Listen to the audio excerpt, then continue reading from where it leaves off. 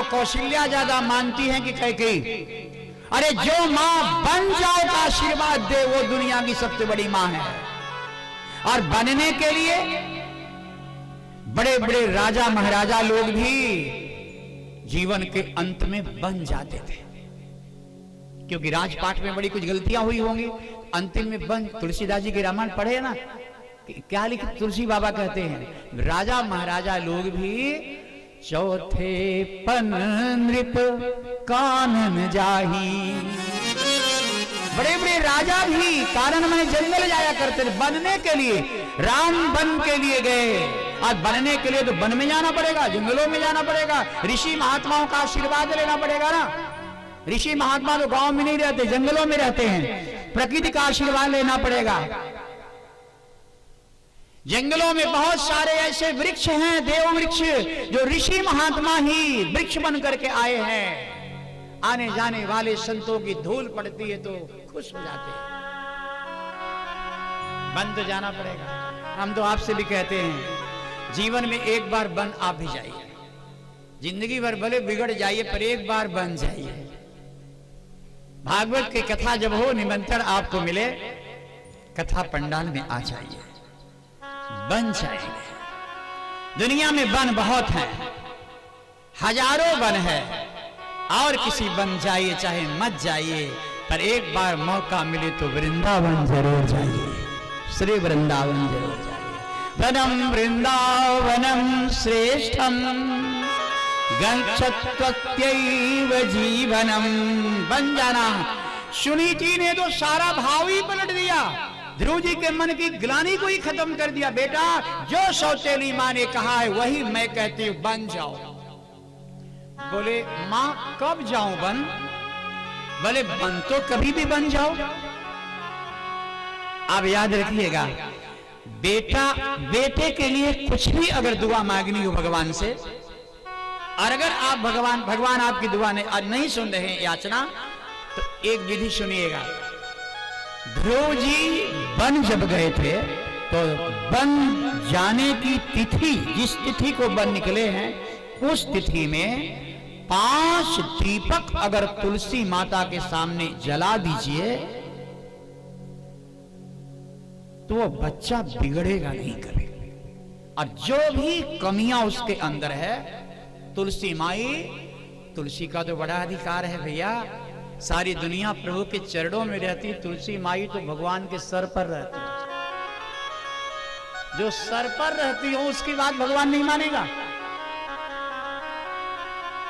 सिर पर भगवान के रहने के लिए तुलसी जो कोई छोड़ मिली हुई है। इसलिए ये ध्रुव जी की कथा सुनने का मूल लक्ष्य मेरा यही है कि बेटे के जीवन के लिए अगर याचना करनी हो, भगवान नहीं सुन रहे हो, तो ध्रुव जी जिस दिन बन निकले थे उस तिथि को, ध्रुव जी तो सुबह निकले थे, लेकिन सायंकाल गोधूली बेला में 5 घी के दीपक अगर तुलसी जी को जला दीजिए, बेटे को फिर जीवन देखिए, सारी कमियां दूर। कितने लोग तो इतनी कथाएं सुन लेते हैं, उनको यही पता नहीं कि ध्रुव जी का वनगमन किस तिथि को हुआ था। मैं तो हमेशा बताता हूं, क्षेत्र में आया हूं, पता नहीं बहुत लोग सुने हैं, याद है कि नहीं भगवान जाने। जो मूल है वो जानिए। देखिए, भागवत के हर 100 श्लोक में एक ऐसा श्लोक है जो पूरे 100 श्लोक का भाव एक ही श्लोक में प्रकट कर देता है। समय ज्यादा हो तो 100 श्लोक बोलो, लेकिन समय अगर कम हो तो एक श्लोक 100 श्लोक का अर्थ बता देगा, शॉर्ट। ऐसे महाभारत है। महाभारत में हर 1000 श्लोक पे एक श्लोक ऐसा है जो वह एक श्लोक 999 श्लोक का अर्थ एक साथ बता देता है। लेकिन उस श्लोक की पहचान बिना गुरु के नहीं हो सकती। वो कौन सा श्लोक है? ध्रुव जी महाराज का वन निकासी कब हुई थी? सुने होंगे तो आपको याद आ गया होगा। जेठ के महीने की शुक्ल पक्ष की द्वादशी की थी, माने निर्जला एकादशी के ठीक दूसरे दिन वाले। लोग ध्यान नहीं देते, निर्जला एकादशी रह करके दूसरे दिन बढ़िया सुंदर दाल भात रोटी सब्जी खाकर सोते। लेकिन वही तिथि अपने बच्चों के बनाने का है।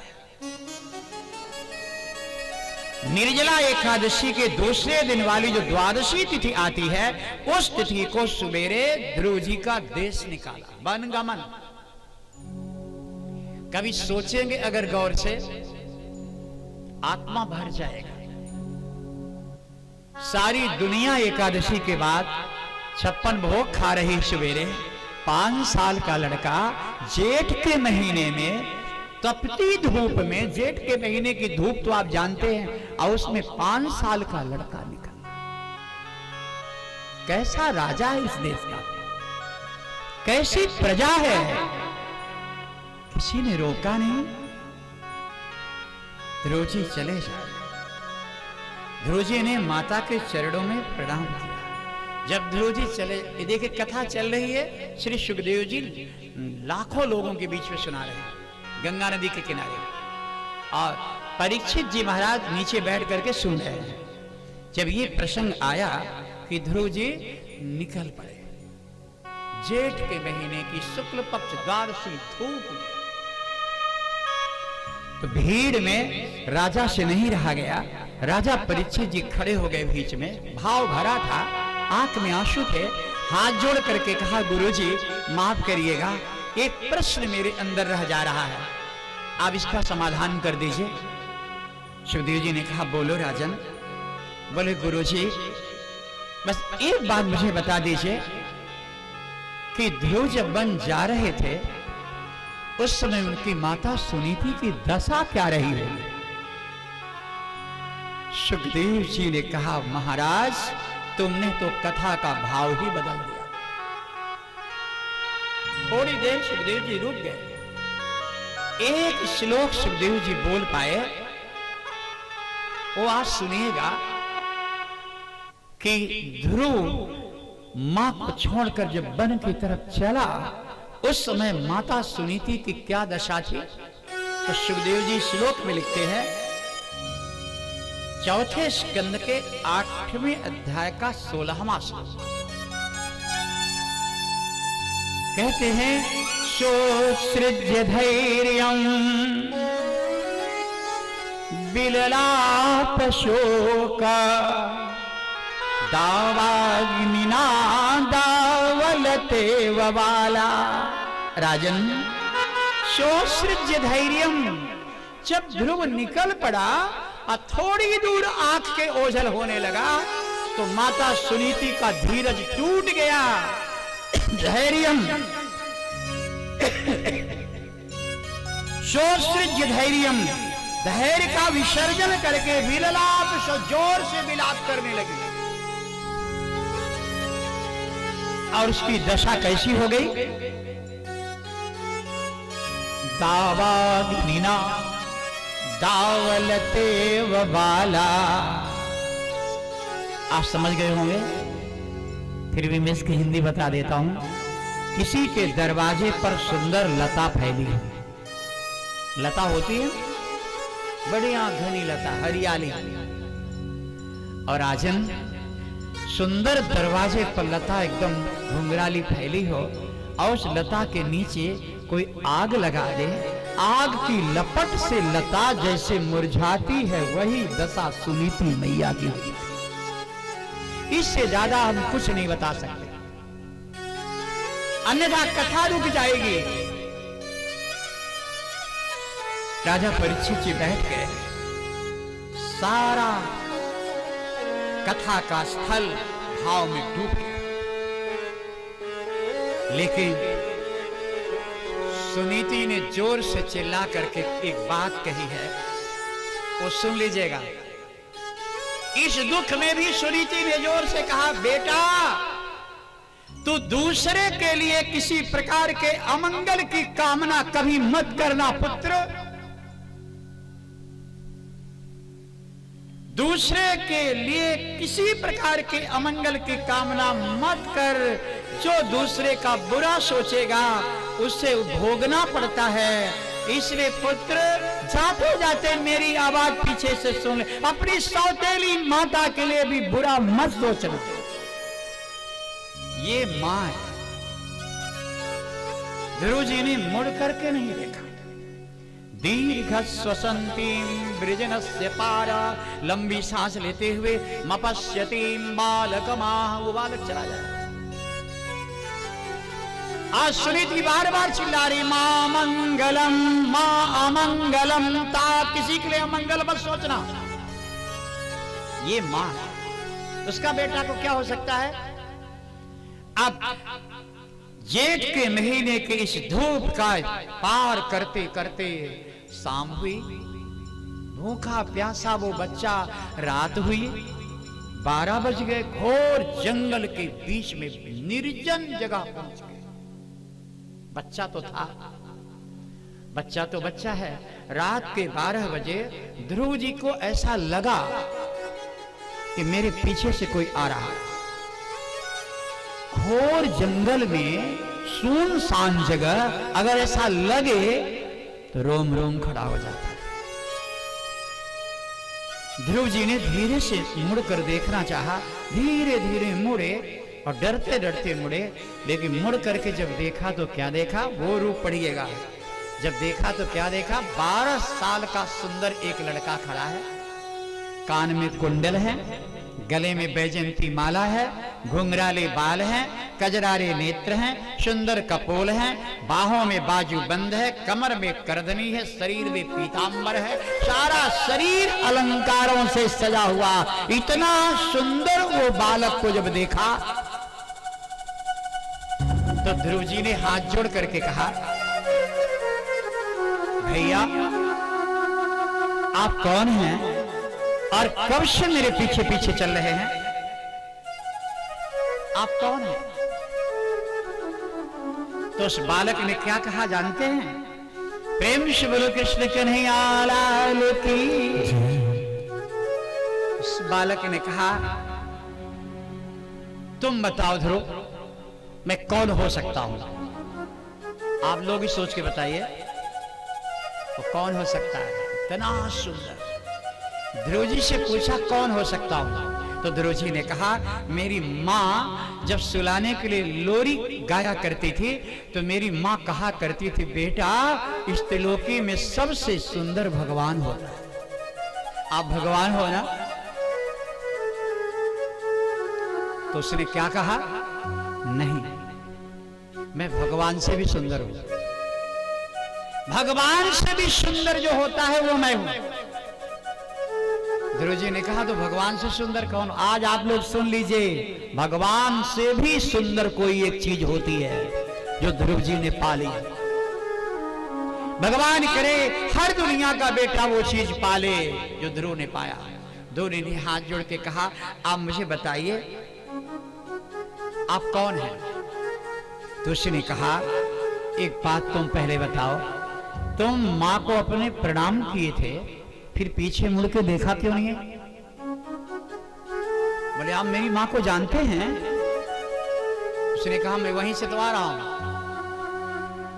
बोले, मेरी मां कैसी है? बोले, बोलो, तुम मुड़ के देखे क्यों नहीं?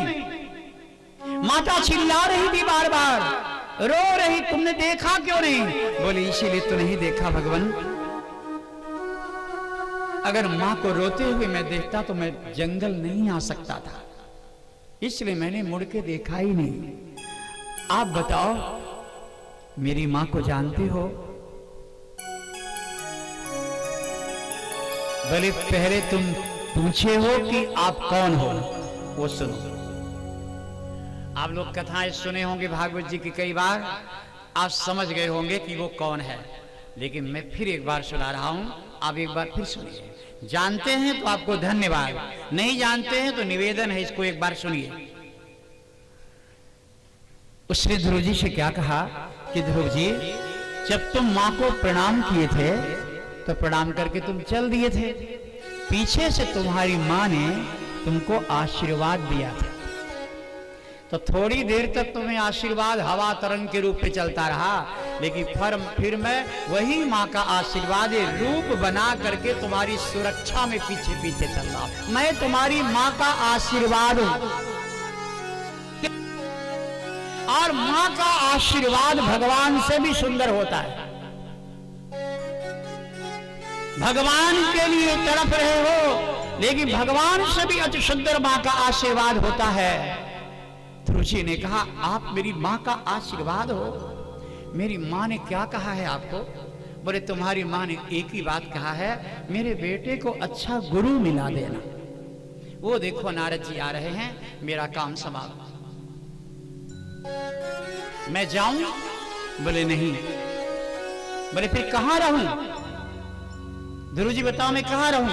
ध्रुव जी ने कहा, मां के आशीर्वाद को रहने की दुनिया में एक ही जगह है।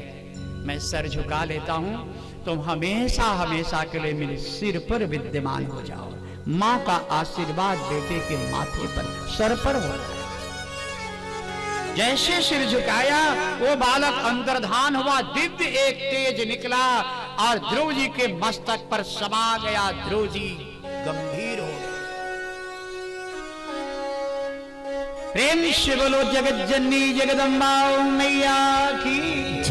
ध्रुव जी महाराज को नारद जी मिले। नारद जी ने बहुत लंबी परीक्षा ली। अंत में देवर्षि नारद जी ने कहा कि क्या चाहते हो तुम? बोले, भगवान आप हमें रास्ता बताइए। तो ज्यादातर लोग कहते हैं कि महाजनों ये न गतः सपंथा, महाजन लोग जहां जहां गए हैं वही रास्ता जाना चाहिए। लेकिन नारद जी ने क्या बताया? देवर्षि नारद जी के मुंह से एक ही शब्द निकला, वही श्लोक भागवत जी का याद रखिएगा, याद रख सके तो। नारद जी ने कहा, हम क्या उपदेश तुम्हें देंगे, आप गुरु बना लो, कोई बात नहीं, गुरु की बहुत बड़ी महिमा होती है भैया। लेकिन एक सच्चा गुरु आज बोल रहा है, कहते जनन्याभिहितः पंथाः, जनन्याभिहितः, तुम्हारी मां ने जो रास्ता बताया वही रास्ता भगवान तक जाएगा। मां के रास्ते पर चलने वाला व्यक्ति ही भगवान को प्राप्त कर सकता है। गुरु तो एक आधार है। शवै निःश्रेयसस्ते, मां से बड़ा कोई भगवान दुनिया में नहीं होता। देवर्षि के बाद नारद जी ने कहा, भगवान को पाने के 3 रास्ते हैं, ज्ञान, भक्ति, वैराग्य। ज्ञान से जो भगवान को पाना चाहेगा उसको गंगा नदी के किनारे जाना पड़ेगा, और उसका मंत्र है 5 अक्षर का। वैराग्य के रास्ते अगर भगवान को पाना है तो उसको सरस्वती नदी के किनारा जाना पड़ेगा, और उसका मंत्र है 8 अक्षर। और जो भक्ति के रास्ते पाना चाहता है, केवल भक्ति के रास्ते में, उसे वृंदावन जाना होगा, और उसका मंत्र है 12 अक्षर का। ध्रुव जी ने कहा, हमारा ज्ञानी तो हूं नहीं, कहीं पढ़ा लिखा हूं नहीं, गंगा नदी जाने का सवाल ही नहीं, और बैरागी त्यागी भी नहीं हूं, अपने मां के सम्मान के लिए ही मैं जा रहा हूं, लोभ में जा रहा हूं, तो मैं सरस्वती के किनारे नहीं जाऊंगा, हमको तो यमुना नदी के किनारे भेजिए। लेकिन महाराज आश्चर्य है, वहां के मंत्र छोटे हैं, लेकिन यमुना जी का मंत्र तो बड़ा लंबा है। गंगा नदी के किनारे जहां भगवान मिलेंगे 5 अक्षर वाला मंत्र है, सरस्वती के किनारे वाला 8 अक्षर का है, लेकिन यमुना जी के किनारे अंगूठा छाप भी जहां भगवान को पाता है, वहां का मंत्र इतना बड़ा क्यों कर दिए? बोले हाँ, यहां तो 12 अक्षर का मंत्र है, इसी का नाम द्वादशाक्षर है। 12 अक्षर का मंत्र जो जपेगा वो प्रभु को पाएगा। द्वादश अक्षर मंत्र ते जपहु सहित अनुराग, बाबा ने लिखा है ना मनु जी महाराज के लिए।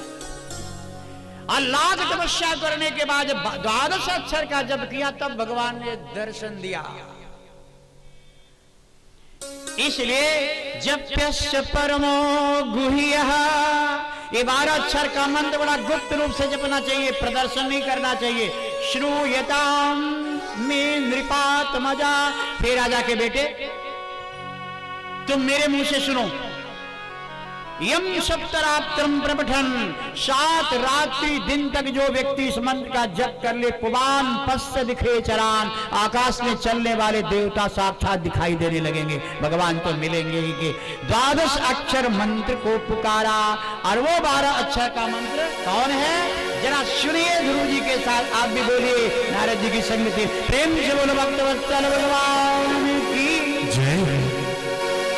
ओम नमो भगवते वासुदेवाय, ओम नमो भगवते वासुदेवाय, ओम नमो भगवते वासुदेवाय आए, ओम नमो भगवते वासुदेवाय, ओम नमो भगवते वासुदेवाय, ओम नमो भगवते वासुदेवाय, ओम नमो भगवते वासुदेवाय, ओम नमो भगवते वासुदेवाय, ओम नमो भगवते वासुदेवाय, ओम नमो भगवते वासुदेवाय, ओम नमो भगवते वासुदेवाय, ओम नमो भगवते वासुदेवाय, ओम नमो भगवते वासुदेवाय, ओम नमो भगवते वासुदेवाय, ओम नमो भगवते वासुदेवाय, ओम नमो भगवते वासुदेवाय। सोच जिसने ये अनमोल जीवन दिया, क्या कभी भाव से उसका सुमिरन किया, क्या कभी भाव से उसका सुमिरन किया। सोच जिसने ये अनमोल जीवन दिया, क्या कभी भाव से उसका सुमिरन किया, क्या कभी भाव से उसका सुमिरन किया। ओम नमो भगवते वासुदेवाय, ओम नमो भगवते वासुदेवाय, ओम नमो भगवते वासुदेवाय, ओम नमो भगवते वासुदेवाय। सभी लोग बोलेंगे हमारे साथ, ओम नमो भगवते वासुदेवाय, ओम नमो भगवते वासुदेवाय, ओम नमो भगवते वासुदेवाय, ओम नमो भगवते वासुदेवाय, ओम नमो भगवते वासुदेवाय,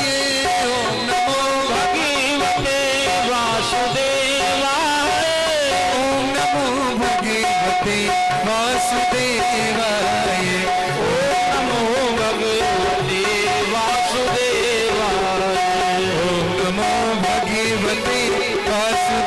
वासुदेवाय, ओम नमो भगवते वासुदेवाय, ओम नमो भगवते वासुदेवाय, ओम नमो भगवते वासुदेवाय, ओम नमो भगवते वासुदेवाय, ओम नमो भगवते वासुदेवाय, ओम नमो भगवते वासुदेवाय।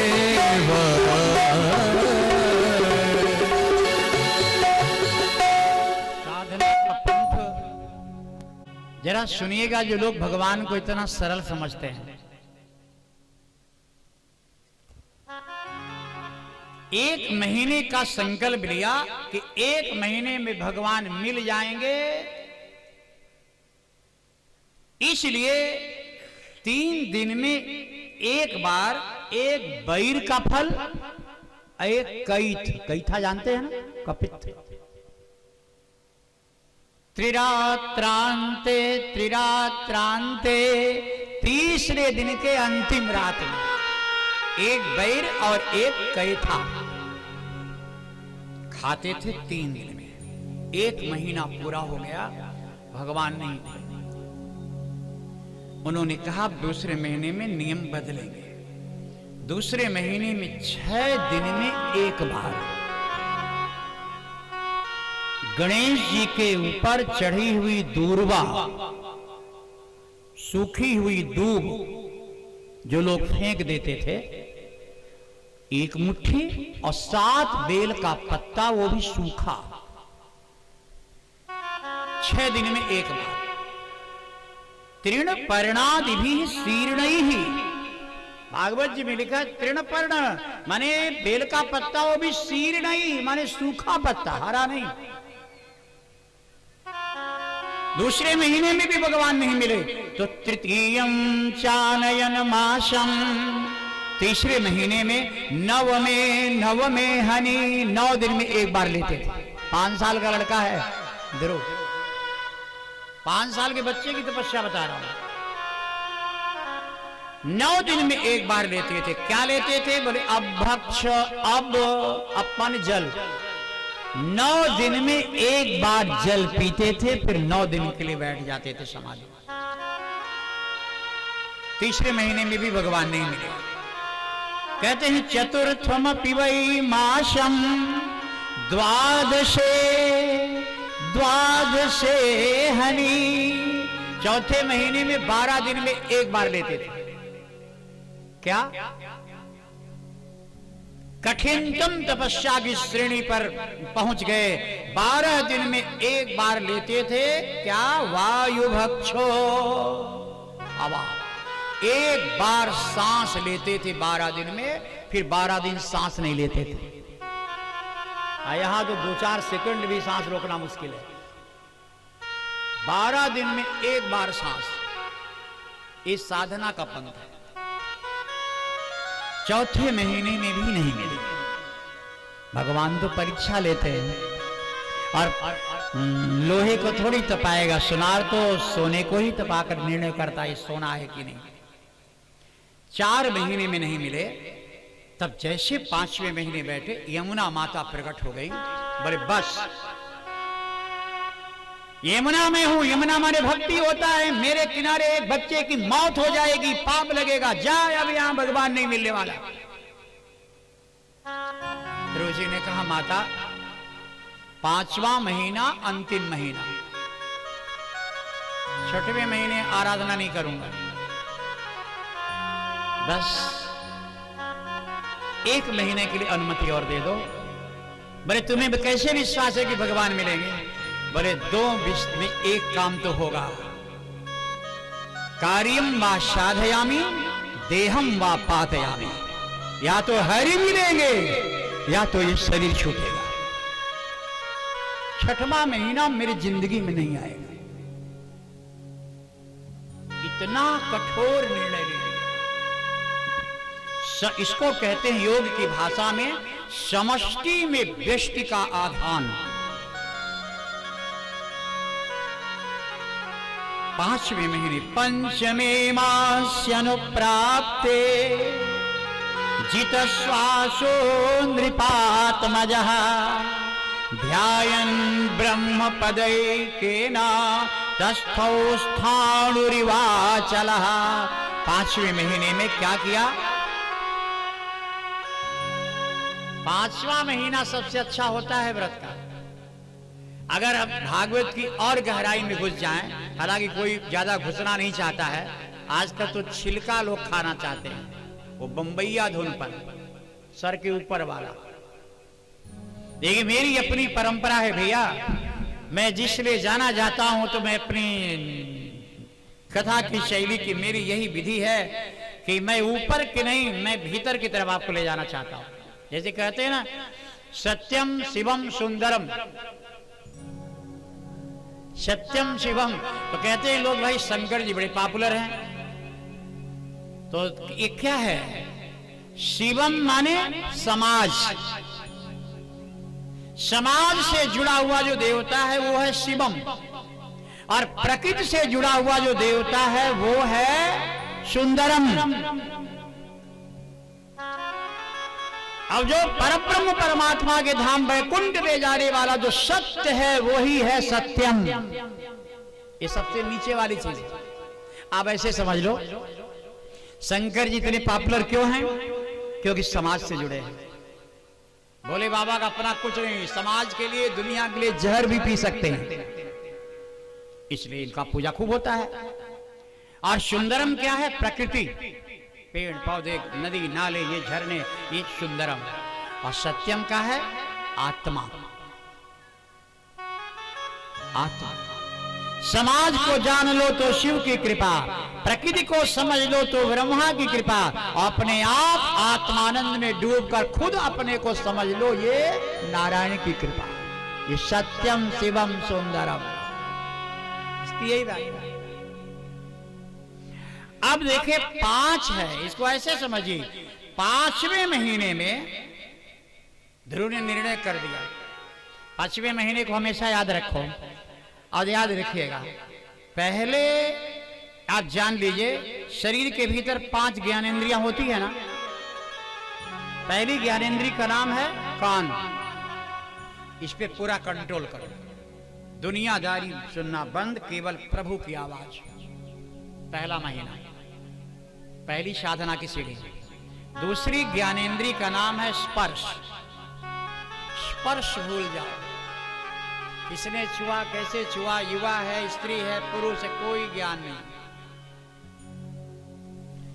तीसरी श्रेणी है आंख। आंख की नियत पूरी तरह से सर्वम कृष्णमयम जगत। और चौथी सीढ़ी है जिह्वा। जीव के स्वाद को जीत। कहावत है ना, जितम श्वासम जिते रसे। जीवा को जीत लीजिए, समझ लीजिए सबको जीत लीजिए।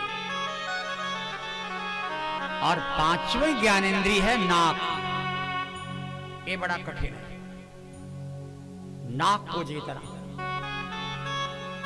कई लोग कहते हैं नाक को कैसे जीतेंगे? अरे नाक माने तो आप जानते हैं, स्वर्गव्ययम स्वर्गनाक त्रिविधि दशालया। स्वर्गव्ययम स्वर्गनाक,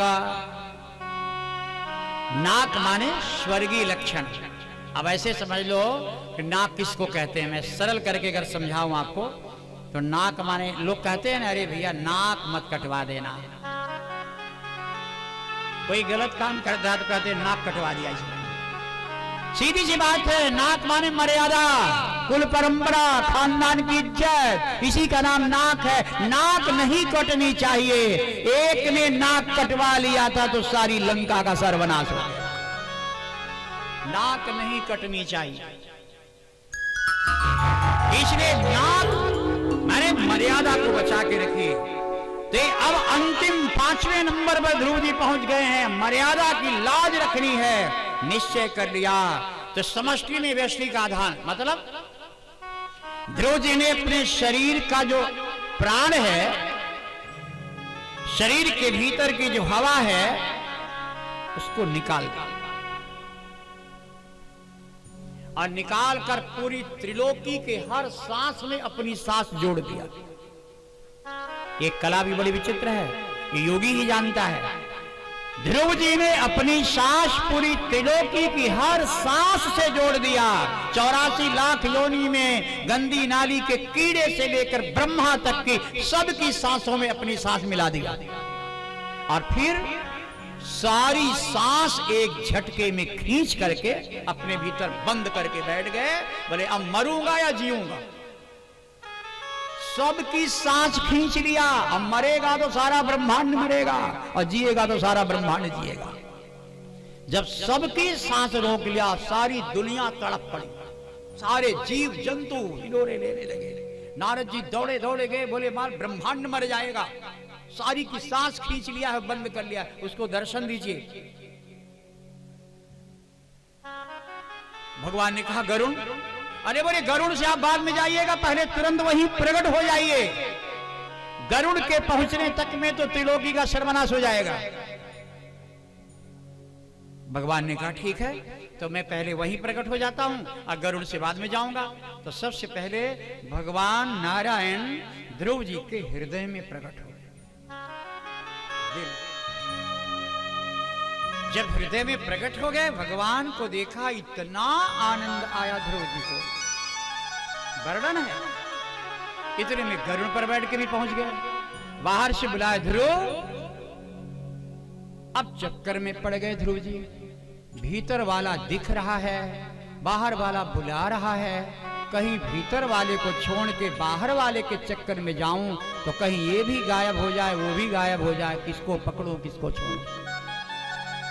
योऽन्तः प्रविश्य मम वाचमिमां प्रसुप्तां संजीवयत्यखिल शक्तिधरः स्वधाम्ना अन्याश्च हस्तचरणश्रवणत्वगादीन् नारायणो भगवते पुरुषाय तुभ्यं प्राणान् नमो भगवते।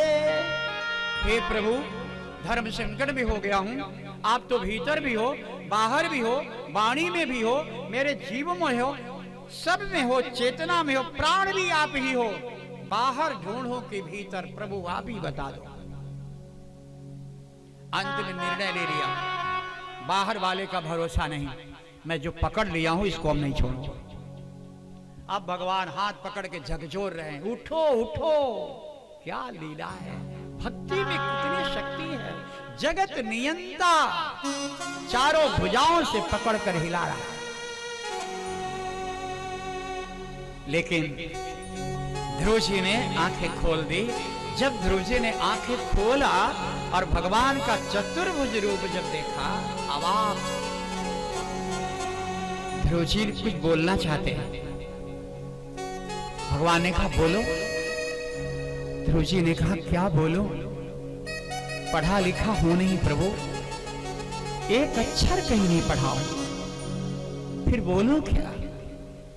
बोले तुम स्तुति करना चाहते हो?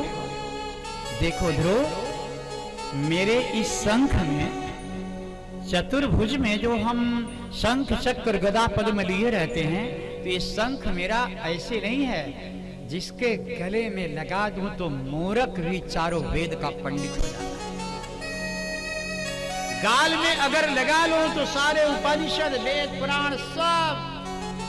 अब भगवान ने जैसे ही कंठ में स्पर्श कराया, जिसकी वाणी साफ नहीं होती, जो ज्यादा बोल नहीं पाते हैं, मैं कहता हूं भगवान के पूजा घर में एक ऐसा शंख रखिए जो बजने वाला ना हो, जिसमें केवल जल भरा जाता है। होता है ना, जल भरा जाता है। और जल भरा वाला जो है उसको एक बार लेकर के जल छिड़क दीजिए सर पर, और शंख को पीठ वाले हिस्से में इधर इधर इधर ऐसे लगाइए, दोनों गाल पे लगाइए, वाणी सुंदर हो जाएगी। अभी भी दक्षिण भारत में जितने मंदिर हैं, साउथ के कुछ मंदिर हमारे बनारस में भी है, तो मैं देखता हूं कि वहां पर जब कोई भक्त जाता है तो पुजारी जी शंख लेकर के ऐसे लगाते हैं, मतलब पूर्ण विद्वान। जैसे ही भगवान ने शंख लगाया, लगाते ही दिव्य स्तुति प्रारंभ कर। 12 श्लोकों में 12 अक्षर का मंत्र दिया था नारद जी ने, 12 श्लोकों में वंदना किया है महाराज। 12 श्लोकों की वंदना 12 महीने की 12 सूर्यों का सारा ज्ञान भरा है। प्राणान नमो। और उसमें एक ही बात कही, आप सर्वशक्तिमान हैं। जो स्तुति में 12 श्लोकों में कहा, मैं वो आपको कुछ क्षण बता रहा हूं। प्रभु आप सर्वशक्तिमान हैं, आप ही मेरे अंतःकरण में प्रवेश करके अपने तेज से मेरी खोई हुई वाणी को सजीव करके मुझसे स्तुति करवा रहे हैं। हाथ, पैर, कान, त्वचा आदि अन्यान जितनी भी इंद्रियां मेरे अंदर हैं, जो काम कर रही है, आप ही तो हो। निकल जाओ तो राम नाम सत्य है, चिता में जल के राख हो जाएंगे। आप भीतर हो तो सब काम कर रही हैं। प्राणों की भी चेतना आप ही, आप सर्वांतर्यामी प्रभु, आपको कोटि कोटि यह सुनीति नंदन ध्रुव प्रणाम करता है। इतना बोलकर ध्रुव जी की आंख में आंसू भर गए। भगवान ने तुरंत गोदी में उठा लिया, कहा ध्रुव बोलो क्या चाहिए तुम्हें? बोले लेने तो बहुत कुछ आया था, सौतेली मां के कठोर वाणी से विग्ध था, बहुत कुछ लेने आया था, लेकिन प्रभु आपके सुंदर रूप को देखने के बाद मेरी मांग की लिस्ट खत्म हो गई। अब मुझे कुछ नहीं चाहिए। बोले कुछ तो लेना पड़ेगा, बिना लिए तो जा ही नहीं सकते हो। मेरा नियम है कि दर्शन नहीं देता हूं और देता हूं तो फिर मन की इच्छा पूरी कर देता हूं। बोलो। तो ध्रुव जी ने कहा अगर आप देना ही चाहते तो राजभवन मांग लेते, चाहते तो बहुत कुछ मांग लेते, लेकिन ध्रुव जी ने क्या मांगा? ध्रुव जी ने तोतली भाषा में केवल कहा, प्रभु पिता ने मां को घर से निकाला, मां मेरी रोती होगी। पिता ने मां को घर से निकाला, मां मेरी रोती होगी। मां की झोली खुशी से भर दो, प्रभु हम पर बड़ी कृपा हो। प्रभु मेरी मां का खोया हुआ सम्मान लौटा, मेरी मां को राजभवन में सम्मान दिला, और कुछ नहीं चाहिए। भगवान के मुंह से निकल गया, बेटा जिसका ध्रुव जैसा हो उसकी मां कैसी होगी? नारायण के मुंह से निकला, जल्दी जा रोती होगी। जाओ। बोले हम ऐसे थोड़ी जाएंगे, आप भी चलो, मेरे साथ चलो। आप भागवत की पंक्ति देखिएगा, मेरे जगत नियंता ने सुनीति के दरवाजे तक ध्रुव जी को पहुंचाया। बोले प्रभु आगे? बोले नहीं, आगे नहीं जाऊंगा। बोले क्यों? बोले तुम्हारी मां मुझे अगर भगवान मान लेगी, यहां तुम्हारे राज्य के लोग अगर भगवान मान लेंगे तो हमको बड़ा घाटा होगा ध्रुव। अभी जो चल फिर रहे हैं ना, ये सब मुझको भगवान मान लेंगे तो हमारे नाम का मंदिर बनवा कर भीतर बंद करके ताला चाबी ले लेंगे, समय समय पर घंटी बजाएंगे, बाकी हम छोड़ते रह जाएंगे। हमको कैद मत करवाओ, इसलिए हमको बस कभी कभी आया करूंगा। जाओ। जैसे ध्रुव जी पहुंचे, सौतेली मां भी खड़ी थी, महाराज उत्तानपाद भी खड़े थे, और अपने जन्म देने वाली जननी भी।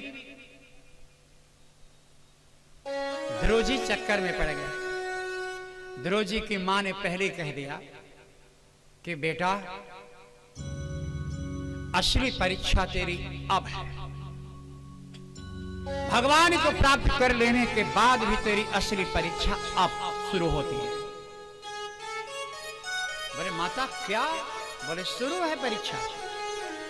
अब ध्रुव जी सोचने लगे, तीनों बैठे, पहले किसको प्रणाम करूं?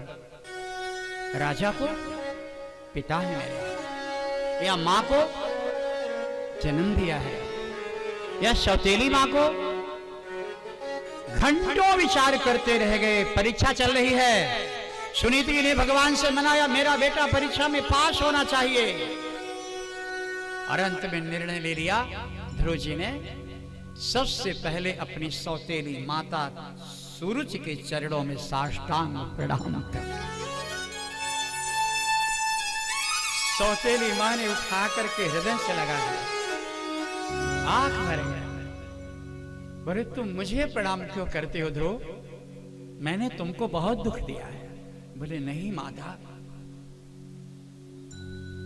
बोले तुम अपनी मां को पहले प्रणाम क्यों नहीं किए? पिता को कर लेते। बोले माता जीवन में अगर आप न होती तो मुझे भगवान न मिलते। अगर भगवान से मिल करके आया हूं तो इसमें सबसे बड़ा योगदान आपका है। अगर आप वन नहीं भेजती तो मैं बन नहीं पाता, बिगड़ जाता। बोले ध्रुव ये सिंहासन तुम्हारा इंतजार कर रहा है। बोले ना मां, तुम्हारा जो बेटा है ना वो गद्दी पर बैठेगा, कहां है जिसको मैंने बाह पकड़ के उतारा था? सुरुचि रोने लगी। सुरुचि ने कहा, तुमने तो हाथ पकड़कर उतारा था, तूने भैया कह करके उतारा था, लेकिन मैंने तेरा कान पकड़कर उतारा था। बड़े कड़वे शब्द बोले थे, मुझको उसका फल मिल गया ध्रुव। बोले मतलब? बोले हमारा बेटा उत्तम यक्षों के साथ युद्ध करते करते कुबेर की सेना ने उसको मार डाला।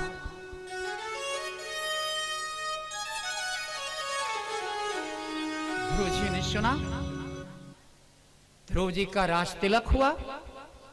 राज तिलक के बाद ध्रुव जी ने पहला आदेश अपनी सेना को दिया, जिसने मेरे सौतेली मां के भाई बेटे को मारा है, उस यक्षलोक पर कुबेर की नगरी पर आक्रमण। महाराज 60 लाख यक्षों को मार करके गिराया। मनु जी महाराज ब्रह्मा को लेकर के जब आए थे, तब ध्रुव जी ने शांति किया, तब कुबेर को छोड़ा गया।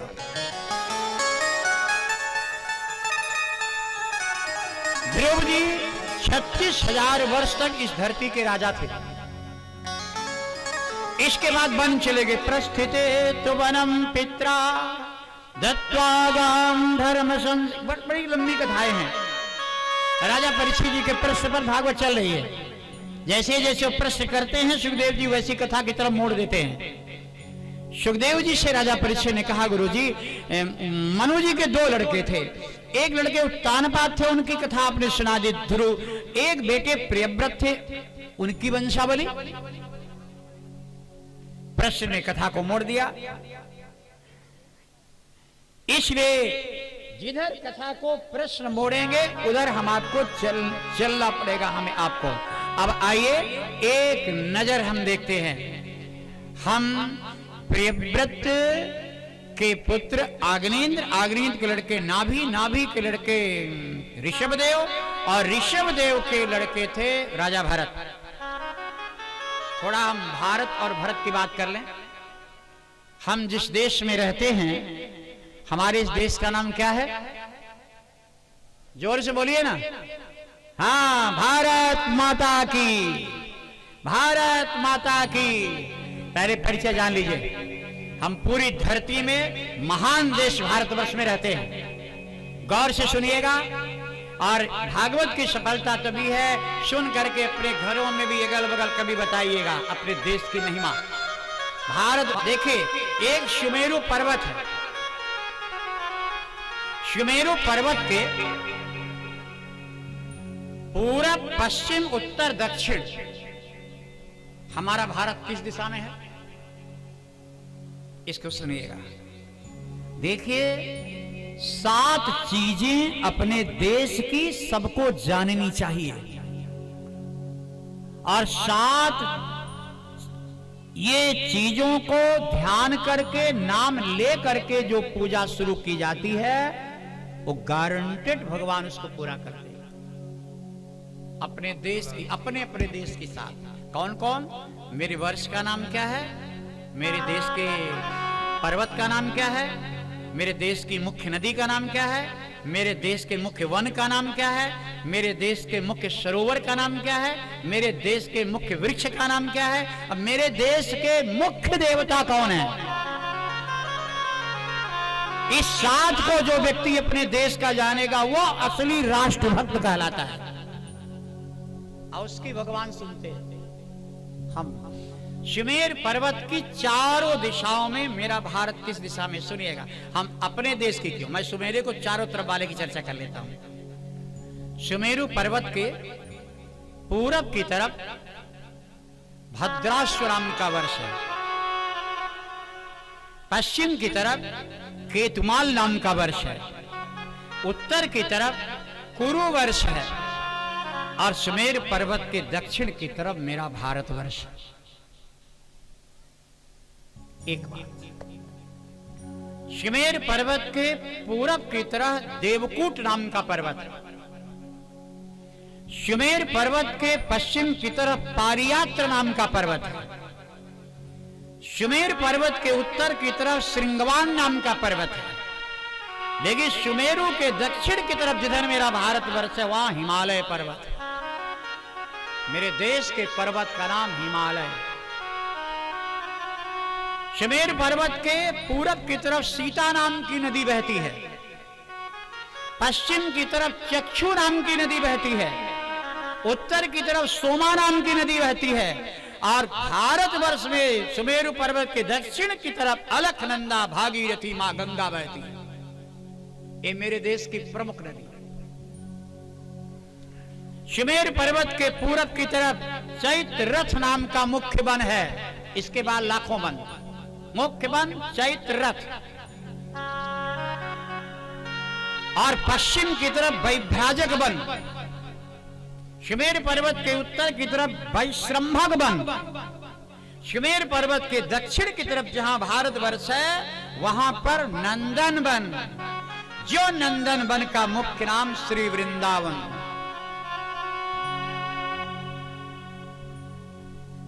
सुमेर पर्वत के पूर्व की तरफ अरुणोद नाम का सुंदर एक सरोवर है। सुमेर पर्वत के पश्चिम की तरफ शीतोद नाम का एक सरोवर है। सुमेर पर्वत के उत्तर की तरफ महाभद्र नाम का सरोवर है। लेकिन सुमेर के दक्षिण की तरफ जहां भारतवर्ष है वहां पर मान सरोवर है। मान सरोवर दुर्भाग्य से इसमें चीन ने हड़प लिया है, वो मेरे देश का। सुमेर पर्वत के पूरब की तरफ कदम्ब नाम का मुख्य वृक्ष है। सुमेर पर्वत के पश्चिम की तरफ अश्वत्थ पीपल का मुख्य वृक्ष है। सुमेर पर्वत के उत्तर की तरफ बरगद का मुख्य वृक्ष है। लेकिन सुमेर पर्वत के दक्षिण की तरफ जब भारतवर्ष है वहां का मुख्य वृक्ष जामुन का पेड़, जम्बू। इसीलिए हमारे इस द्वीप का नाम जम्बू द्वीपे भारतवर्षे भरतखंडे जम्बू द्वीपे। जामुन के पेड़ की छाया जहां तक जाती है वहां तक की धरती जम्बू द्वीप कहलाती है। हमारे देश का मुख्य शास्त्रीय वृक्ष है जामुन। इसीलिए 33 कोटि देवताओं में जो प्रमुख गणेश भगवान है इनका मुख्य फल भोजन है कपित्थ जम्बू फल चारु भक्षणम। जामुन का फल गणेश जी को बड़ा प्रिय है। कितनी भी बड़ी गलतियां हो गई हो गणेश जी को जामुन खिला दीजिए, गणेश जी आशीर्वाद। अपने जम्बूद्वीप का याद रखिए। और सातवां देवता। देवता तो बहुत है, मेरे यहां तो 24 अवतार ही हुए हैं, अनंत देवता हैं। लेकिन मुख्य भारतवर्ष का मुख्य देव जिसके बिना तो दुनिया स्थिर ही नहीं रह सकती है। सुमेर पर्वत के पूरब की तरफ मुख्य देवता हयग्रीव भगवान। सुमेर पर्वत के पश्चिम की तरफ मुख्य देव वाराह भगवान। सुमेर पर्वत के उत्तर की तरफ मुख्य देवता मत्स्य भगवान साक्षात। लेकिन सुमेर पर्वत के दक्षिण की तरफ जहां भारतवर्ष यहाँ के मुख्य देवता कच्छप भगवान है। इसीलिए हर व्यक्ति मकान भी बनाता है तो सबसे पहले चांदी का कछुआ ही डालता है। प्रभु रक्षा करना मेरे देश के मुख्य देवता। भारतवर्ष में अगर रहना है, भारतवासी अगर बनना है, भारत जी इस धरती के राजा। याद रखिएगा हमारे देश का नाम भारतवर्ष भरत जी के नाम से पड़ा। लेकिन कौन से भरत के नाम से? एक भरत महाभारत में भी है, शकुंतला और दुष्यंत के बेटे, उनके नाम से देश का नाम भारतवर्ष नहीं पड़ा। एक भरत रामायण में भी है, कैकेयी और दशरथ के लड़के भरत, उनके नाम से भी देश का नाम भारतवर्ष नहीं पड़ा। हमारे देश का नाम भारतवर्ष पड़ा ऋषभ देव के पत्नी जयंती। वही जयंती जयंत का की बहन इंद्र की बेटी इकलौती कन्या। ये ऋषभदेव भगवान को ब्याही गई थी। इसके गर्भ से 100 बेटे हुए थे। सबसे बड़े लड़के का नाम भरत, उसी भरत के नाम से मेरे देश का नाम भारतवर्ष पड़ा। जानना चाहिए कथा से क्या समझौता। जीवन भर गप लड़ाते रहेंगे, चुटकुला तो बोलते रहेंगे, हंसी मजाक तो ऐसे चल गलियों में घूमते रहे। मंच पर बैठ करके तो शास्त्र की बात ही सुनो। भरत जी जब धरती के राजा बने, हमारे भरत जी का संविधान देखिए। अब जो भारत के राजा हैं, इनमें थोड़ी कमियां आई हैं। हमारे भरत जी जब राजा हुए तो 16 कला वाला भारतवर्ष था। 16 कलाओं से भरा हुआ भारतवर्ष के चक्रवर्ती राजा भरत। ये 16 कलाएं कौन कौन सी थी? सुन लीजिए, आपको पता चलना चाहिए कि हमारे भारतवर्ष की 16 कला में कितनी कला नष्ट होकर अलग हो गई। अगर अखंड भारत बनाना है तो इन कटी हुई कलाओं को इस अखंड में जोड़ना होगा। 16 कला कौन है भारत की? गिन लीजिए। पहली कला है ईरान, वो भारत से अलग हो गया। भारत की दूसरी कला कंबोडिया, जहां कंबोडिया नामक भारतीय ब्राह्मण रहते थे, ब्राह्मणों का वो देश था। तीसरी कला भारत की वियतनाम, जहां चंपावती नाम की नगरी कभी हुआ करती थी। चौथी कला भारत की मलेशिया, आज भी प्राचीन राम जी का मंदिर वहां पर है जहां मुस्लिम भी पूजा करते हैं। अब वो कहते हैं हम मुसलमान हैं, हम सब करते हैं, लेकिन हमारा पूर्वज जो है वो राम है। भारतवर्ष की 5वीं कला है इंडोनेशिया, 6वीं कला फिलीपींस, ये भारत की संस्कृति है। 7वीं कला अफगानिस्तान, भारत की 8वीं कला नेपाल। भारतवर्ष की 9वीं कला भूटान, 10वीं कला श्रीलंका, ये भारत का हिस्सा है। एक टापू था, विश्रवा जी के बच्चों का साम्राज्य था। विश्रवा जी की पहली पत्नी जो भरद्वाज जी की बेटी थी इडबिडा, वो विश्रवा को ब्याही गई तो उससे एक ही बच्चा पैदा हुआ था, उसका नाम कुबेर था। विश्रवा ने उसको वहां पर बसाया था। लेकिन विश्रवा की दूसरी शादी हुई कैकसी के साथ, जो दानव खानदान की आ गई, उसका बच्चा रावण हुआ, जाकर के भाई को मारकर भगा दिया। श्रीलंका भारतवर्ष की 10वीं कला है। 11वीं कला भारत की है म्यांमार। भारतवर्ष की 12वीं कला है पाकिस्तान। भारतवर्ष की 13वीं कला बांग्लादेश। भारतवर्ष की 14वीं कला थाईलैंड। भारतवर्ष की 15वीं कला तिब्बत, पूरा चीन नहीं, तिब्बत। और भारतवर्ष की 16वीं कला मेरा स्वयं भारत। एक कला है, 15 कलाएं अलग, लेकिन वो 15 कलाएं फिर से आ सकती हैं। मेरा खंड भारत अखंड बन सकता है अगर भारतवर्ष के प्रथम राजा भरत जी की कुछ बातें मान लीजिए। भारतवर्ष में भरत जी का संविधान है। भारतवर्ष में रहने वाले इतना काम अगर कर लीजिए तो भारत फिर से अखंड हो जाएगा। भारतवर्ष में इतनी चीजें मना है, देखिए शायद आप भी फंस रहे हो। इतनी चीजें मना है, कौन कौन? बोले अति निद्रा अति क्रोध तृष्णा आलस्य में वही किम किम नकारात्मकश्च क्रिया भ्रम विभर्षकः न कृत्यं चिंतनो मात्र नाद्यः सोपविचारितः सेयं भारते वर्षे कर्मभूमिरियं मुने। कर्मभूमि भारतवर्ष में अगर रहना है, अखंड भारत अगर बनाना है तो लड़ने झगड़ने की जरूरत नहीं। इतनी चीजों पर ध्यान दीजिए। अति निद्रा, भारतवर्ष में रहने वाले को जरूरत से ज्यादा सोने का अधिकार नहीं है। ये भरत जी का संविधान है। भारत के राजा चक्रवर्ती राजर्षि भरत जी का संविधान। अति निद्रा, अति क्रोध, जरूरत से ज्यादा क्रोध करने का अधिकार भारतवर्ष को नहीं। तृष्णा, जरूरत से ज्यादा तृष्णा में डूबने का अधिकार नहीं है। आलस्यम, जरूरत से ज्यादा आलस्य आप नहीं कर सकते भारतवर्ष में। किम किम नकारात्मकश्च, मतलब नकारात्मक विचार, गंदे विचार आना ये भारतवर्ष के संतान को शोभा नहीं देता। क्रिया भ्रम विमर्शकः, क्रिया भ्रम माने काम को ठीक से न करना, ये भरत जी के संविधान में नहीं है। विमर्शकः, गलत कार्यों में मन लगाना, ये भरत जी के संविधान में नहीं है। न कृत्यम चिंतनो मात्र, ये भरत जी के संविधान में नहीं, भारतवर्ष वालों को नहीं। न कृत्यम चिंतनो मात्र मतलब न कृत्यम माने सोचेंगे करेंगे नहीं, बड़ी बड़ी बात बोलेंगे लेकिन करेंगे नहीं, ये भारतवर्ष को शोभा नहीं देता। और नाद्यः सोपविचारितः, अच्छे कर्मों को कल पर डालना, ये भारतवर्ष का संविधान नहीं।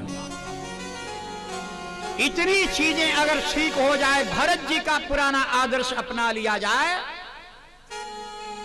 और इतनी चीजें ठीक होने के लिए 3 चीजें ठीक होनी पड़ेगी। मैं फिर एक बार बोल रहा हूं आपके सामने, ये हमारे भारतवर्ष भूमि के लिए वरदान समझ लीजिए या अभिशाप। कभी जीवन में शांति नहीं मिलेगी। अभिशप्तत्रयं कर्म वंशनाशत्रयं मुने कर्मत्रय गृहे क्लेशाः, घर में क्लेश भरा रहेगा, वंश के विनाश की संभावना है। ये 3 श्राप से श्रापित व्यक्ति अगर ये 3 काम करता है तो भारतवर्ष के लोग अखंड भारत के लिए ये 3 काम कभी नहीं करें। मैंने कल भी कहा था, आज भी कह रहा हूं, विचार करके सोचिए। आर्द्रपाद भोजनम न चोत्थाय जलम पिबेत् पादेन नो क्रमेत पाद। आर्द्रपाद भोजन, पैर गीला करके ही भोजन करिए। बिना पैर गीला किए भोजन करना ये भारत की सभ्यता के विरुद्ध है। तो ये शब्द कह रहा है गीला पैर करके, इसका मोटे भाषा में ये कहिए हाथ पैर धो के खाना खाओ। अब आजकल लोग बफर के सफर वाले सब समझेंगे। 3 काम पर रोक लगा दीजिए। मैं अगर देहात की भाषा में एक सरल शब्द में अगर कह दूं तो मैं फिर दोहरा देता हूं, गर्भपात, मांसाहार, पर संबंध। 3 से आत्मा मर जाती है, फिर वो व्यक्ति कुछ भी नहीं कर सकता अपने देश के लिए। भारतवर्ष में रहने वाले को धर्म है गर्भपात न करे न कराए, न इसकी सलाह कभी किसी को दे। ये कहने से काम नहीं चलेगा। 4 बेटियां हैं, फिर बेटी ही डॉक्टर बता रहा है। गरीबी है, कहां से क्यों बेटी पैदा की? पढ़ो पुस्तक, नहीं तो मैं आपको बता देता हूं। एक अवकहड़ा चक्र नाम की किताब है, मुश्किल से 25 रुपए में मिलती है, गीता प्रेस में मिलेगी। आप उसको लेके घर में रख लीजिए। उसमें लिखा हुआ है कि अगर बेटा चाहिए तो इन नक्षत्रों में मिलो अपने पति से, पत्नी से। बेटी चाहिए तो इन नक्षत्र में मिलो। कुछ नहीं चाहिए तो इन नक्षत्र में मिलो। कुछ नहीं चाहिए तो उस नक्षत्र में मिलो। तो ये काहे को गर्भपात कराना पड़ेगा? और मांसाहार, जितने लोग यहां पर बैठे हैं कोई मांस कभी नहीं खाता ना, मत खाइएगा। और इसके कई तरीके हैं। जो मुर्गा मछली खाता है उसको तो समझा सकते हैं, लेकिन एक और है मांसाहार। मां अंश, मां माने नहीं, अंश माने हिस्सा। अगर किसी अपने भाई का हिस्सा भी अगर तुमने मार लिया है तो वो भी मांस ही है। वो चीज तो नहीं खाया है। मांस शब्द का तो मां निषेधात्मको शब्द अंशं कृत्यंच में वही। मां माने नहीं, अंश माने हिस्सा। अपने लोगों के हिस्से को रुला करके जबरदस्ती हड़प लेना, यह भी मांस खाना है। अगर थोड़ी सी जमीन आपने भाई को जबरदस्ती हड़प लिया है तो जमीन से जो भी पैदा होगा आप समझोगे वो हम दाल रोटी खा रहे हैं उस जमीन का, लेकिन उतना खाना आपका मांस के बराबर कहा जाएगा। भारत देश में अगर रहना है, भारतीय बन करके अगर रहना है, इन पर विचार करना। भारतवर्ष की परम भूमि पर हम विद्यमान हैं। आइए भारतवर्ष के राजा भरत जी पर एक नजर डालते। मैं पहले भरत जी की नजर डालने से पहले उनके पिताजी को दर्शन करा दूं। पिता अगर अच्छा होगा तो बेटा तो भरत जैसा ही होगा। राजा भरत। अब आप कहोगे कि महाराज भारत के पहले राजा भरत थे, तो इसके पहले जान लीजिए भरत जी के नाम से इस देश का नाम भारतवर्ष पड़ा। पहले इस देश का नाम शुरू में क्या था? शुरू में इस देश का नाम था सौम्य वर्ष, फिर इसका नाम आर्यवर्ष, सनातन वर्ष, फिर आर्यावर्त, फिर अजवर्ष। अज नाम के राजा हुए थे, प्रतापी राजा, उसके नाम से अजवर्ष। फिर एक राजा हुए नाभि नाम के, तो लोगों ने कहा नाभि तो अज से भी ज्यादा प्रतापी हैं, तो अज का नाम नहीं मिटाएंगे, लेकिन नाम भारत का रखना चाहिए नाभि के नाम से। तो लोगों ने अज और नाभि, अजनाभ वर्ष, अजनाभई तद वर्षम भारतमिति ख्यातम। अजनाभ वर्ष बहुत लंबा काल तक चला, लेकिन जब ऋषभदेव के पुत्र भरत जी हुए, भरत जी 1 करोड़ वर्ष तक धरती में शासन की, वो प्रभाव, वो तेज, वो प्रजा से प्यार, सारे ऋषियों ने मिलकर के अजनाभ वर्ष का नाम बदल के भारतवर्ष रख दिया। आज तक वो भारतवर्ष नाम चला आ रहा है। अब इनसे ज्यादा प्रभावी होने की कोई संभावना भी नहीं है। प्रेम से बोल भारत माता की, भारत माता की। भारतवर्ष में तो भरत जी के पिता का, एक बार भरत जी के पिता का नाम था ऋषभदेव। ऋषभ शब्द का अर्थ होता है श्रेष्ठ। तो ऋषभदेव जब अपने बेटे को राजतिलक किया तो उपदेश दिया। उपदेश जरा सुन लीजिए। अपने बेटे को गद्दी दिया, कहा कि अब हम जा रहे हैं बद्रिकाश्रम। तो बोले पिताजी कुछ तो मेरे लिए आदेश दे दीजिए। बोले हाँ सुन लो, राजपाट तो तुम चलाने ला अपनी बुद्धि से, गुरु से सलाह लेकर, इसके विषय में सलाह नहीं दूंगा। हम तुमको एक उपदेश दे रहे हैं, जान लो आज से। बोले गुरु न सस्या स्वजनो न सस्या। एक ऐसा समय आएगा जहां तेरा गुरु भी तेरी कोई सहायता नहीं कर पाएगा। स्वजनों, तेरा कोई भी स्वजन रिश्तेदार तेरी सहायता नहीं करेगा। बोले फिर आप है ना? बोले नहीं पुत्र, पिता न सस्या जननी न सास्या। पिता भी तुम्हारी कोई सहायता नहीं कर सकता। एक ऐसी जगह भी आएगी, मां भी तुम्हारी कोई सहायता नहीं कर पाएगी। दैवं न तस्यां न पति च सस्या। जिस देवता की तुमने जीवन भर पूजा की, वो देवता भी तेरी कोई सहायता नहीं कर पाएगा। एक समय वो भी आएगा, कोई नहीं कर पाएगा। बोले वो समय कब? बोले नमो चयेद्यः समुपेत मृत्युम। जब तेरी मौत आएगी तो उस मौत से बचाने के लिए इसमें से कोई भी सहायता तुम्हारी नहीं करेगा। उसमें एक ही काम आएगा पुत्र, तेरा धर्म। धर्म एको ही निश्चल। चिता में जलते ही सारे नाते रिश्ते दुनिया के खत्म हो जाएंगे। तेरी जिंदगी में किया हुआ धर्म चिता के बाद की यात्रा में साथी रहेगा। इसलिए पुत्र धर्म कभी मत छोड़ना। एक पिता का सच्चा उपदेश, वो भारत का राजा बना। अजनाभम नामई तदवर्षम भारतम इति यद आरभ्य विदिशन्ति। 1 करोड़ वर्ष राज्य का शासन करने के बाद पुत्रों में यथायोग्य संपदा का बंटवारा कर दिया और पुलह ऋषि के आश्रम। तो सभी बच्चों को अलग अलग द्वीप का शासन दिया, लेकिन हमारे इस आर्यावर्त का, भरत खंड का राज अपने 5 बेटों में सबसे बड़े वाले बच्चे को दिया। और विदाई तो बड़ी गंभीर होती है भाई, किसी के भी हो। जब महाराज चलने लगे सारी प्रजा करुणा से रो पड़ी।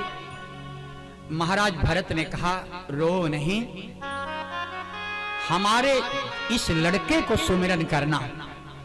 जो व्यक्ति मेरे इस पुत्र का सम्मान करेगा, जिसको मैंने गद्दी में बैठाया है, उसके घर में कोई कमी नहीं रहेगी। आज भी भरत जी के बड़े बेटे का जो सम्मान घर में होता है, वहां कोई कमी नहीं है। कितने लोग तो इतनी भागवत सुन करके भरत जी को उस बेटे का नाम ही नहीं जानते।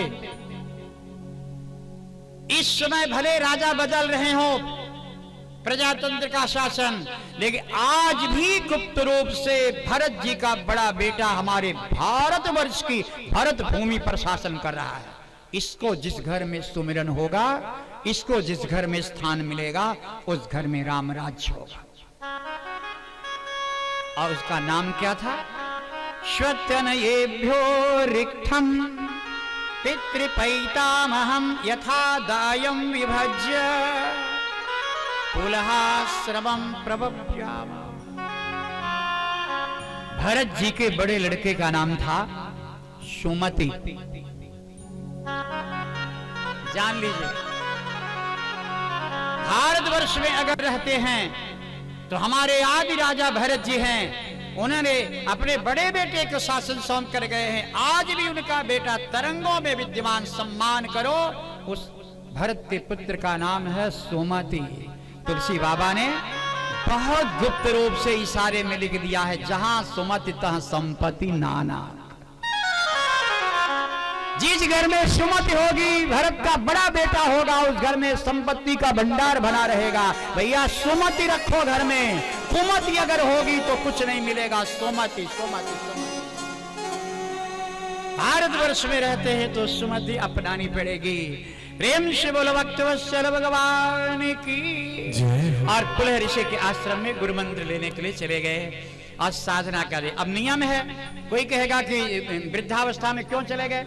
ये तो नियम ही है, हम लोग माने चाहे ना माने। चौथे पन नृप कानन जाही। चौथे पन में तो राजा लोग भी बन जाते हैं, कानन जाते। बनने के लिए सब छोड़ करके चले। एक इशारा है कि चौथे पन में हम लोग भी बनने चले। बन चले माने अगर घर में रह करके भी बन सकते हो तो घरे को बन बना लो। अगर घर में नहीं बन सकते तो फिर कहीं दूसरी जगह चले जाओ। बनना है। चौथे पन में जो नहीं बना तो फिर इसी 84 लाख के चक्कर में आएगा। इसलिए यहां पर संसार के लोगों के आशा करना ये मूर्खता है। ये कथा ये बता रही है, ये हमारे भरत जी के पिता ने बताया। भरत जी के गुरु पुलह ऋषि के आश्रम में पुलह ऋषि ने गुरु मंत्र दिया है। और पुलह ऋषि का उपदेश है 2, ब्रह्म मुहूर्त में उठना, सूर्य को नित्य जल देना, सेवा सबकी करना महाराज, लेकिन किसी के मोह में कभी फंसना मत। और संसार के लोगों से आशा न करना। आशा ऐसी जगह करो जहां निराशा न हो। और ऐसी तो एक ही जगह है, वो मेरे प्रभु के दरबार। यही गुरु जी ने सिखाया है। ऐसे गुरु जी की शिक्षा पर भरत जी महाराज ने अपनी तपस्या प्रारंभ कर दी। प्रेम से बोलो भक्तवत्सल भगवान की जय। भक्तवत्सल भगवान की जय। जब कोई न हो अपना, जब कोई न हो अपना, श्री कृष्ण कहा करना। संसार के लोगों से आशा किया करना। संसार के लोगों से आशा किया करना।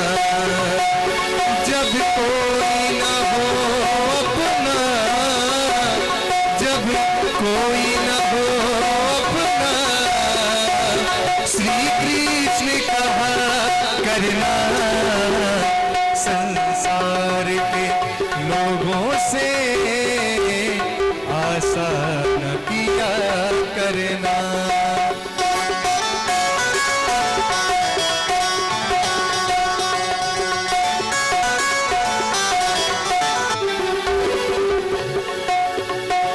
संसार समंदर है, तूफान भी आते हैं। संसार समंदर है, तूफान भी आते हैं। जो हरि को भजते हैं, उन्हें आप बचाते हैं। बस याद वो आप ही आते हैं, बस याद किया करना। संसार के लोगों से आशा न किया करना।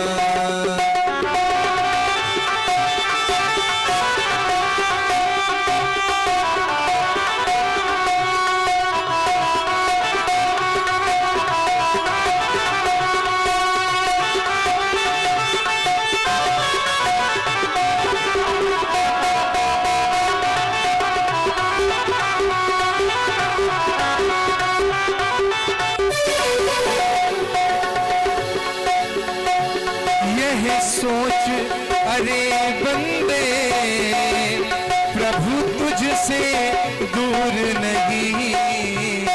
ये सोच अरे बंदे, प्रभु तुझसे दूर नहीं।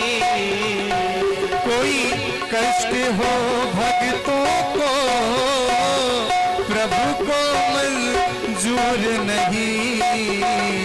कोई कष्ट ना भक्तों को हो, ये प्रभु को मंजूर नहीं।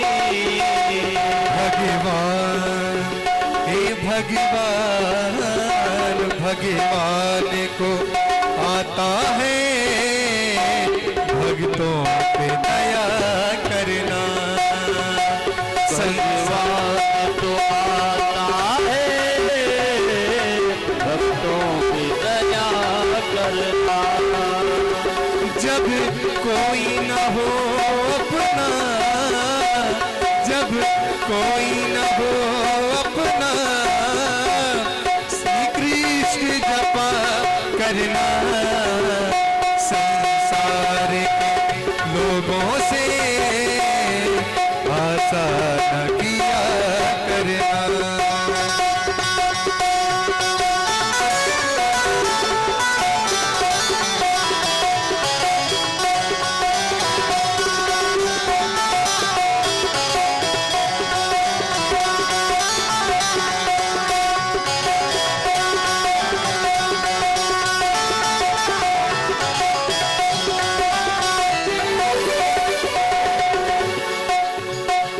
मत भूल अरे बंदे, यह देश बेगाना है।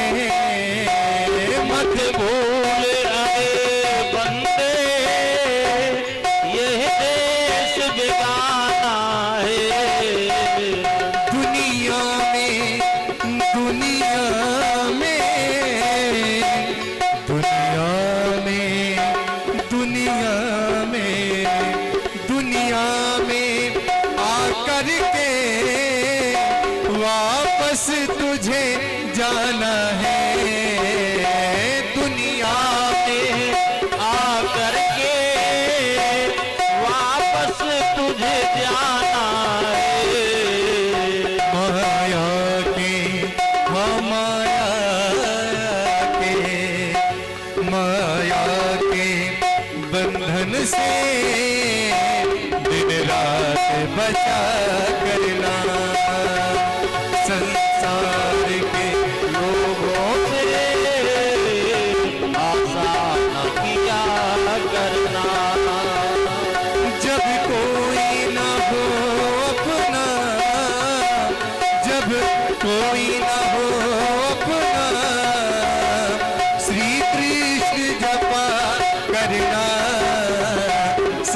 संसार के लोगों से आशा न किया करना, आशा न किया करना, आशा न किया करना,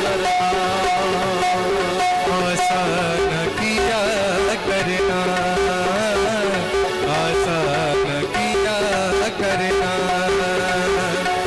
श्याम मेरे श्याम मोरे श्याम, आशा न किया करना, आशा न किया करना, आशा न किया करना। बोलो वृंदावन बिहारी लाल की जय हो। कथाएं हमारे लिए हैं, याद रखिएगा, टाइम पास के लिए नहीं है।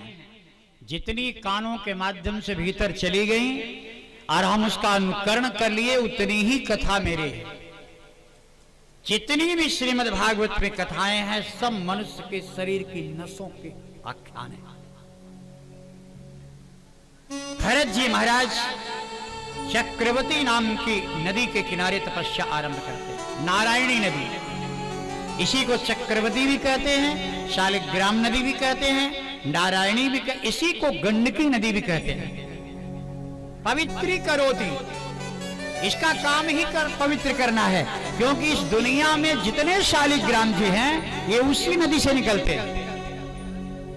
जैसे नर्मदा से नर्मदेश्वर भगवान निकलते हैं, उसी तरह से नारायणी नदी से भगवान शालिग्राम निकलते हैं।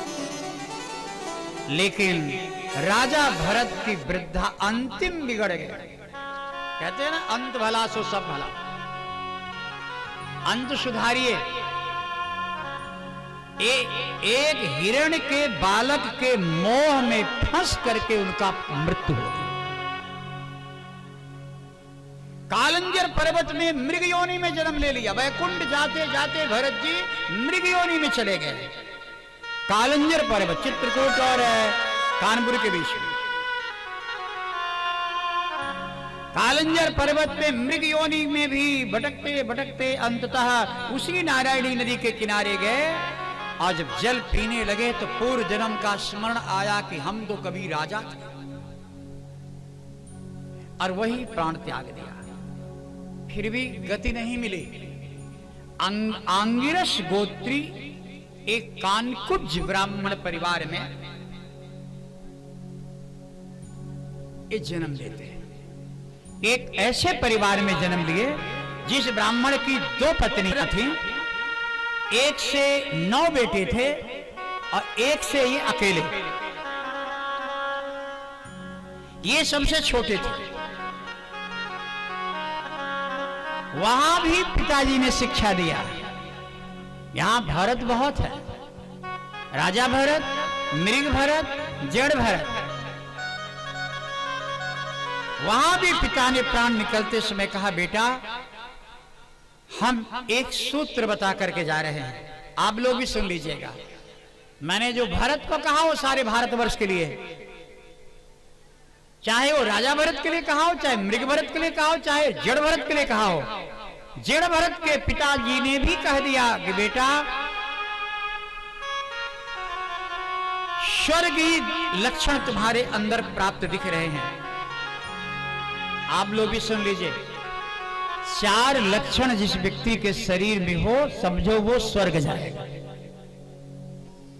और स्वर्ग से आया है। ये लक्षण आपके अंदर भी होने चाहिए। कौन कौन? स्वर्ग स्थितानां इह जीवलोके, स्वर्ग स्थितानां इह जीवलोके चत्वारि चिन्हानि वसन्ति देहे। 4 चिन्ह शरीर में होने चाहिए स्वर्ग जाने के लिए। कौन कौन? बोले दान प्रशस्तम, दान देने का स्वभाव। क्या सुंदर शब्द लिखा, दान देने का स्वभाव। भाई दान तो तभी दोगे जब होगा।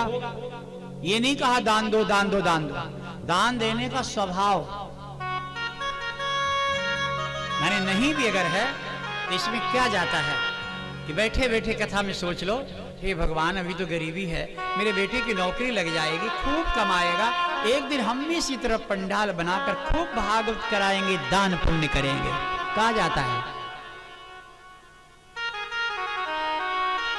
स्वभाव दान का होना चाहिए, तो भगवान उस लायक संपदा देता है। और दूसरा लक्षण है मधुरा चबाणी, मधुर बोली,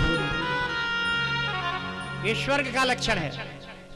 तीसरा लक्षण है देवार्चनम, 24 घंटा बीत जाए किसी देवी देवता के चरणों में मस्तक नहीं झुका, क्या मनुष्य हो। देवार्चन, देवताओं के प्रति पूर्ण समर्पण, ईश्वर का लक्षण। और चौथा लक्षण ब्राह्मण तर्पणम च, ब्राह्मणों की खूब सेवा। जितनी अच्छी चीजें खाओ पहले ब्राह्मण को खिलाओ, ब्राह्मण से प्रेम से बोलो, जितना ब्राह्मण का सम्मान करिए, ब्राह्मण ठीक रहेगा तो दुनिया ठीक रहेगी, ब्राह्मण बिगड़ गया तो सारी दुनिया बिगड़ जाएगी। इसलिए ब्राह्मण को ठीक होना पड़ेगा। और इसे ठीक से सुनिएगा, आज के समय में इस चीज को और ध्यान से सुनिएगा। ब्राह्मण की व्याख्या लोग आजकल गलत कर देते हैं। प्रेम से बोलो भक्तवत्सल भगवान की, इसलिए इसको समझना बहुत जरूरी है। जय जय मंगलम, आयुष्मान आयुष्मान। ठीक है,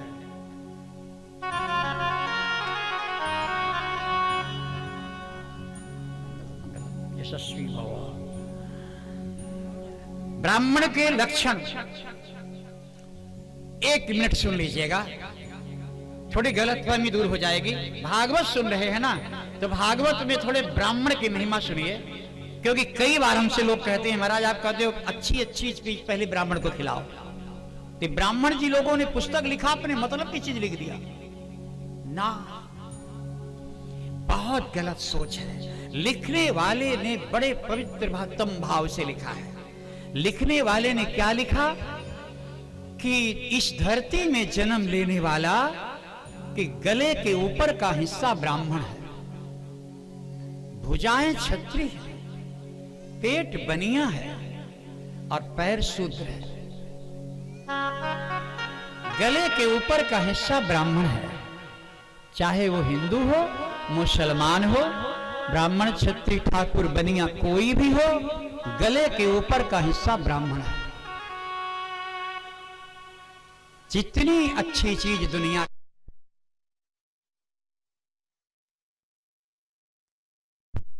इसके अलावा कोई रास्ता ही नहीं है, ये ब्राह्मण है। जब हम कहते हैं कि ब्राह्मण का सम्मान करो सब कोई, तो पहले तो दूसरे ब्राह्मण के लिए पहले अपने ब्राह्मण को सम्मान करो। हर व्यक्ति के गले का ये हिस्सा ब्राह्मण का है, ये खोपड़ी ब्राह्मण है, चाहे तुम किसी जाति बिरादरी के हो। तो पहले तो अपने ब्राह्मण का सम्मान करना सीखो। इस ब्राह्मण से कहो कि गंदा मत बोलना, अच्छे चीज खाना, मांस मछली ना खाना, दिमाग से ठीक से सोचना। ब्राह्मण से कहो अच्छे उपदेश करना। अपने अपने ब्राह्मण को संभाल लीजिए, जो अपने अपने ब्राह्मण को संभाल लेगा दुनिया संभल जाएगी। ब्राह्मण ठीक है तो आपकी तो दुनिया ठीक ही रहेगी। ब्राह्मण बिगड़ गया, इस ब्राह्मण का खान पान बिगड़ गया, ब्राह्मण की बोली बिगड़ गई, ब्राह्मण की सोच बिगड़ गई, ब्राह्मण का विचार बदल गया, इस ब्राह्मण का तो ये तो जिंदगी खत्म। अपने अपने ब्राह्मण को संभालो, तब दूसरे ब्राह्मण को टीका लगाना। अपना ब्राह्मण गंदा बोलता तो उसको पहले संभालो, उससे अपने ब्राह्मण को अच्छी चीज खिलाओ, सात्विक खिलाओ। ये कथा यहां से शुरू होती है। ऐसी पर ये क्षत्रिय है, क्षत्रिय का काम सबकी रक्षा करना है। ये तो रक्षा करता है, ये तो क्षत्रिय अपना काम करता है, सबकी रक्षा करता है। जैसे ये शूद्र है, ये पेट बनिया है, ये ब्राह्मण है, ये क्षत्रिय है, सबकी रक्षा कर। चींटी कहीं भी काटेगी, चाहे ब्राह्मण को काटे, चाहे क्षत्रिय को काटे, चाहे शूद्र को काटे, ये क्षत्रिय ही जाएगा तुरंत हटाने के लिए, शूद्र नहीं जाएगा। ब्राह्मण भी जीभ से जाकर हटाएगा, क्षत्रिय का काम है, ब्राह्मण क्यों करेगा? बनिया का काम है कोई भूखा नहीं रहे, सबको खिलाओ, खुद भले भूखे सबको खिलाओ। ये पेट बनिया है, इस पेट में अच्छी चीज डाल दो तो ब्राह्मण भी खुश, क्षत्रिय भी खुश, शूद्र भी, सब तृप्त हो गए। बनिया है। शूद्र का काम क्या है? सबकी सेवा करना। ये पैर शूद्र है, ये सेवा करता है कि नहीं? आपको यहां पंडाल में कौन लाया है? अगर पैर से चल के आए हो तो शूद्र ही लाया है आपको, ये सेवक है, कथा पंडाल में लाया है। और सिर के बल पे चल के आए होगे तो ब्राह्मण लाया होगा। मुझे तो लगता है कि ये तीर्थ भी अगर आप करने जाएंगे तो ये सेवक ही ले जाएगा, परिक्रमा भी अगर करेंगे यज्ञशाला की तो ये सेवक ही सहायता करेगा। शूद्र अपना पूरा काम कर रहा है, क्षत्रिय भी अपना काम कर रहा है, बनिया भी अपना काम कर ही रहा है, लेकिन ब्राह्मण बिगड़ गया तो सारी दुनिया बिगड़ गई। अपने अपने ब्राह्मणों से कहो, गले के ऊपर का हिस्सा ब्राह्मण, इसको संभालो सबको, राम राज्य आ जाएगा फिर से। अब पर्टिकुलर किसी एक जाति विशेष तो कर वो, ये अधूरा छिलका के चक्कर में पड़े हुए, मूल है अपना अपना ब्राह्मण। क्या गलत लिखा? अगर लिखा कि अच्छी चीज ब्राह्मण को खिलाओ, काहे को मांस मछली खिलाओगे ब्राह्मण? अपने अपने ब्राह्मण को अच्छी चीज खिलाओ, समझना पड़ेगा। ब्राह्मण का अपने सम्मान, देवताओं का अर्चन, मधुर बोली और दान देने का स्वभाव, ये चार चीजें जिसके स्वभाव में है वह व्यक्ति स्वर्ग से आया है और स्वर्ग जाएगा, इसकी गारंटी। लेकिन नरक से कौन आया है और नरक कौन जाएगा, इसके 6 निशानी, 6 चीजें अगर आपके जिंदगी में है तो मान लीजिए कि नरक पट्टा लिखा गया। वो 6 कौन कौन है? भगवान करे किसी के अंदर ना हो, और हो तो बच्चों।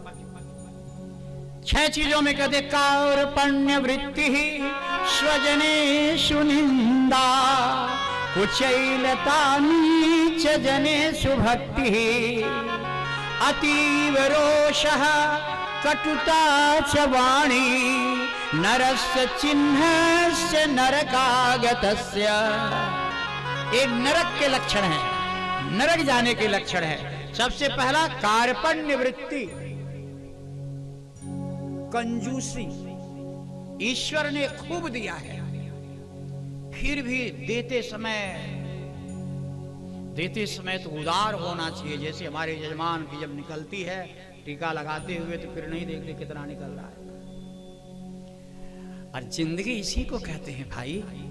हम तो आपसे बहुत प्यारे शब्दों में कहते हैं, कभी सोचिएगा, जिंदगी केवल कमाना नहीं है, जिंदगी का आनंद कमाने के बाद गंवाना भी है। जिंदगी केवल बनाना नहीं है, जिंदगी का आनंद मिलेगा बनाने के बाद बिगाड़ना भी। जीवन में जिसने लूटा ही लूटा, लुटाया नहीं, उसने जीवन को समझा ही नहीं। लूटो भी लुटाओ, आधी जिंदगी लूटो पर आधी जिंदगी लुटाओ। लूटने का मजा कभी देख रहा हूं वृंदावन, मैं तो वृंदावन में 8 वर्ष रहा हूं, भागवत का अध्ययन मैंने वहीं किया। यद्यपि काशी का रहने वाला हूं, फिर भी भागवत का अध्ययन मैंने वहीं 8 वर्ष था, मैंने वहां देखा है, मैंने वहां देखा है और भागवत पे पढ़ा भी है। किसी गोपी के घर से जब कृष्ण चुरा लेते थे तो गोपी वैसे बैठ जाती थी, बूढ़ी गोपी। एक महात्मा ने एक दिन कहा कि गजब का है, तुमको भी नहीं छोड़ा, लूट दिया। तो गोपी ने कहा, बाबा जी कहां से आए हो? बोले हम तो वृंदावन में नहीं रहते हैं, पहली बार आए, लेकिन देख लिए कि वो तुमको भी नहीं छोड़ा। बोले आपको देखना नहीं आता, आपने देखा नहीं, उसने लूटा नहीं है, हम तो लुटाने के लिए कब से बैठी थी, उसे लूट कर मुझे धन्य कर। उसने लूटा नहीं है, मैंने लुटा दिया है। धन्य वृंदावन है। लूटने के बाद लुटाने का मजा है। इसलिए सीढ़ी में चढ़ना अगर सीखे हो तो उतरना भी सीखो। अगर कमाना ही कमाना सीखा, लूटना ही लूटना सीखा लुटाया कभी नहीं दिल खोल के, तो समझ लो तुम्हारी जिंदगी में अमावस की काली रात तो आई, पर पूर्णिमा का उजाला कभी तुमको नहीं दिखाई दिया। ये 6 चीजों पर विचार। कार्पण्य वृत्ति, जरूरत से ज्यादा कंजूसी नहीं। हाँ, अपने बाल बच्चों का हिस्सा दान न करो, क्योंकि ये भी पाप है। हमारे सुखदेव जी कहते हैं, हमारे वेद व्यास जी इस महापुराण में कहते हैं कि 2 व्यक्तियों को रस्सी में बांध करके समुद्र में पत्थर के साथ डुबो देना चाहिए। कौन? जो बहुत धनवान है पर कंजूस निकल गया उसे, और दूसरा जो बहुत गरीब है लेकिन भगवान का भजन नहीं करता, उसको भी जीने का अधिकार नहीं है। अति गरीब व्यक्ति अगर भगवान का भजन नहीं करता तो समुद्र में फेंक देना चाहिए, उसके वजन के बराबर पत्थर बांध करके। अति धनवान है लेकिन दान पुण्य दीनहीन गरीबों की सेवा नहीं करता, उसको भी बांध करके फेंक देना चाहिए। अमीरी मिली है तो दीनहीन गरीबों की सेवा के लिए, गरीबी मिली है तो केवल भगवान के भजन करने के लिए। भगवत भक्त ईश्वर ने जो दिया है, इसलिए कंजूसी छोड़िए। और दूसरा नरक जाने का लक्षण है स्वजने सुनिंदा, अपने लोगों की निंदा करो। भाई हो, परिवार हो, कैसा भी हो, लेकिन अपने में बात करो। दूसरे के सामने उसकी निंदा करना ये नरक का लक्षण है। तीसरा लक्षण है कुचैलता, सब कुछ संपन्न होते हुए महिला कुचैला कपड़ा पहन करके घर में, गलत। चौथा लक्षण है नीच जने सुभक्ति, गंदे लोगों के साथ रहना, ये भी नरक जाने का लक्षण है। और 5वां अतीव रोषः, बात बात पर गुस्से में आग जाना, नाक पर गुस्सा बैठा, छोटी छोटी बात, ये नरक का लक्षण है। कटुता च वाणी, कठोर वाणी बोलना, ये नरक का लक्षण है। ये 6 लक्षण शरीर में नहीं होने चाहिए, अन्यथा यमराज से कोई बचा नहीं सकता। जड़ भरत जी ने सबको पावन किया। हम कथा कहें कितनी कहें। आंग्रस गोत्री ब्राह्मण की 2 पत्नियां, बड़ी से 9 पुत्र, छोटी पत्नी से जुड़वी संतान हुई, एक कन्या और दूसरा जड़ भरत। बभूवुर मिथुनम च यवीयस्याम भार्यायाम, लेकिन शरीर में ब्रह्म तेज थे। एक बार एक पापी राजा को बच्चा नहीं था, तो सपने में काली माई ने कहा किसी मनुष्य की बलि चढ़ा दो, तो जड़ भरत जी को ही उठा ले। इनकी एक आदत थी कि बोलते नहीं थे और ना नहीं करते थे। राजा ने पकड़ करके कहा तुम्हारी बलि चढ़ेगी, तैयार हो? बोले इसलिए बलि दे रहा हूं कि मुझको बेटा होगा, तुम्हें कोई दुख तो नहीं है? बोले केवल ऐसे ही करना जानते हो, ऐसे नहीं जानते हो क्या?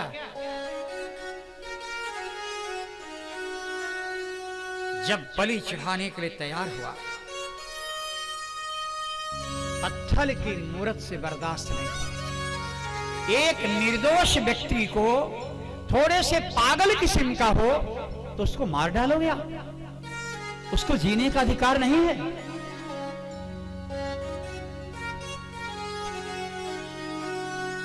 जड़भरत जी को जब तलवार उठाया मारने के लिए, पत्थर की मूरत भला कहां उठती जागती बोलती है, लेकिन वारे प्रकृति का खेला। एक निर्दोष सच्चे साधे व्यक्ति को जब मारने के लिए तलवार उठाया, पत्थर की मूरत काली माता की तड़ातड़ 8 जगह से टूट गई, साक्षात मां काली का प्राकट्य हो गया। प्रेम से बोलो काली मैया की जय हो। और माता ने उसकी गर्दन पकड़ लिया राजा की। क्या कर रहे हो? बोले माता, आपने सपने में कहा था किसी की बलि चढ़ा दो। उसने कहा मैंने किसी की बलि चढ़ाने के लिए कहा था, इसकी नहीं। आप लोग को कभी भी बलि चढ़ाना हो ना तो सीख लीजिएगा, बकरा मुर्गा न ढूंढिए। पहली बात तो बलिदान की प्रथा ही नहीं थी, राजा बलि ने यह प्रथा शुरू किया। तो जब राजा बलि ने प्रथा शुरू किया तो फिर राजा बलि ने जैसे बलिदान दिया उसी तरह बलिदान दिया करो। राजा बलि ने तो कोई बकरा मुर्गा नहीं चढ़ाया, राजा बलि ने तो अपने आप को चढ़ा दिया था, पहली बात। दूसरी बात, अगर बलि चढ़ानी ही है तो किसकी चढ़ाओ? अपने गंदे विचारों की। इंद्रियां गलत रास्ते पर जा रही हैं, उसकी बलि चढ़ाओ। उन बेचारे निर्दोष को मार कर क्या पाओगे?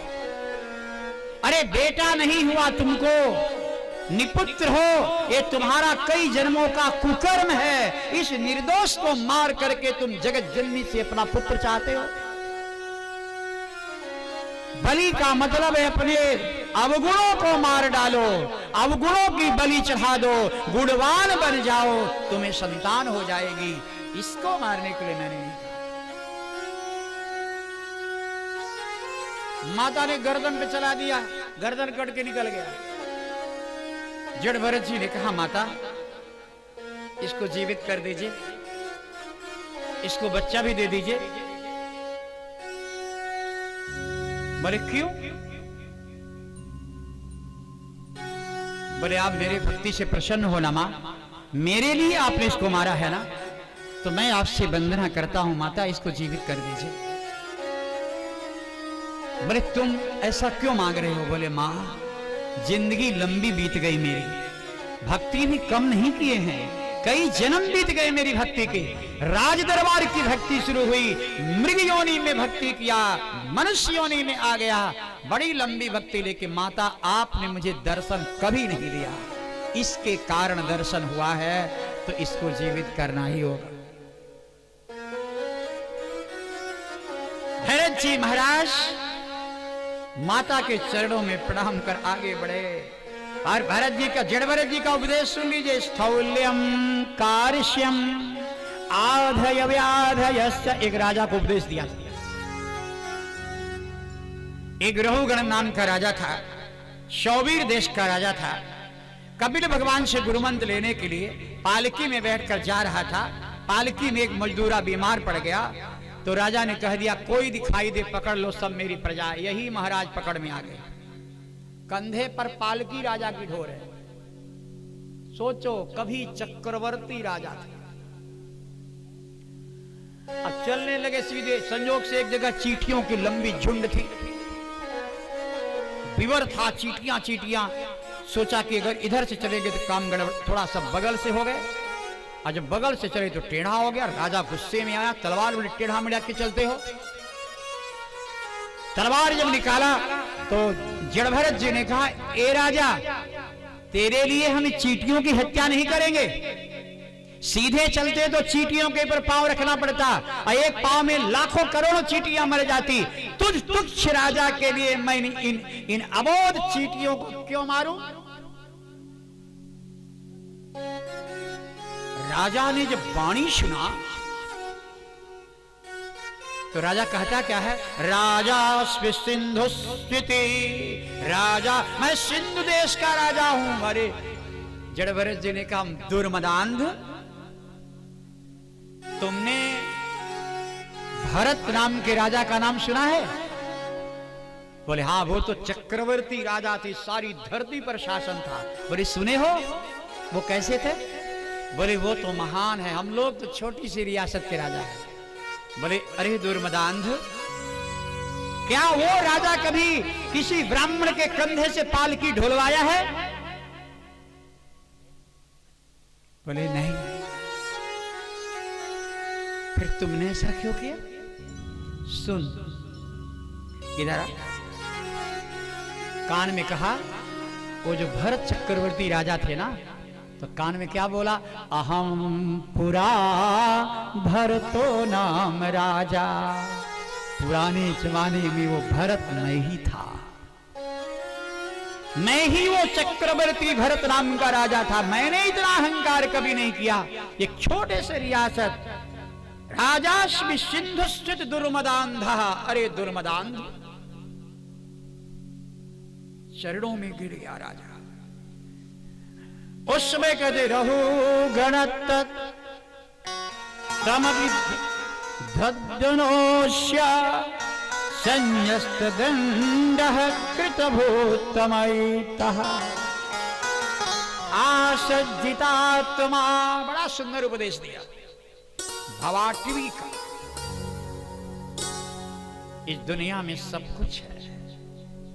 एक बार सूर्य को अर्घ दे दिया करो और लोटा नीचे रख दिया करिए और हाथ जोड़ करके ऐसे घूम जाइए और ऊपर की तरफ प्रणाम कर फिर पृथ्वी को जहां जल गिरा है वहां प्रणाम कर लो। 10 दिशाओं का आशीर्वाद मिल जाएगा।